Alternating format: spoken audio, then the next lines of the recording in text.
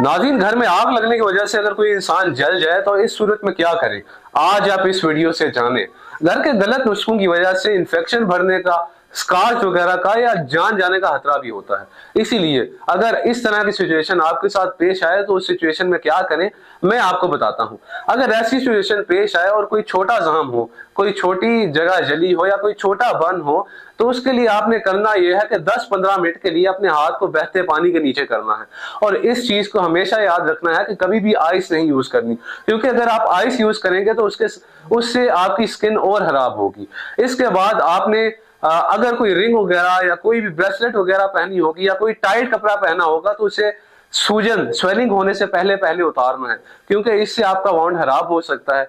उसके बाद एक और चीज का ख्याल रखना है कि कभी भी घर पे पड़ी टूथपेस्ट वगैरह या बटर वगैरह नहीं लगाना, क्योंकि उससे इन्फेक्शन बढ़ेगा और आपका वाउंड ज्यादा खराब होगा। बल्कि करना यह है कि कोई भी बर्न के रिलेटेड ट्यूब वगैरह या मेडिसिन वगैरह रखनी है घर पे। और इसके बाद एक और चीज करनी है कि कोई भी साफ सुथरा कपड़ा लेके अपने वाउंड को उससे कवर कर लेना है। इससे ये होगा कि इन्फेक्शन आपका ज्यादा नहीं बढ़ेगा।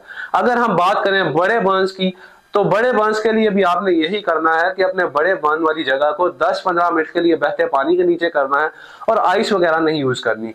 अगर आग अभी भी आपके कपड़ों पर लगी हो तो कोशिश करनी है कि पहले आग को बुझा लें और इमरजेंसी नंबर 1122 पर सबसे पहले कॉल करें, ताकि वो जल्द अज जल्द आपके पास पहुंच जाए। लेकिन तब तक के लिए आप घर पे ये सेफ्टी मेजर्स करें। उसके बाद आप अपने छालों को, जो ब्लिस्टर्स होंगे बर्न्स के, उनको ना फोड़े और घर पे ही तब तक के लिए अपनी केयर करें।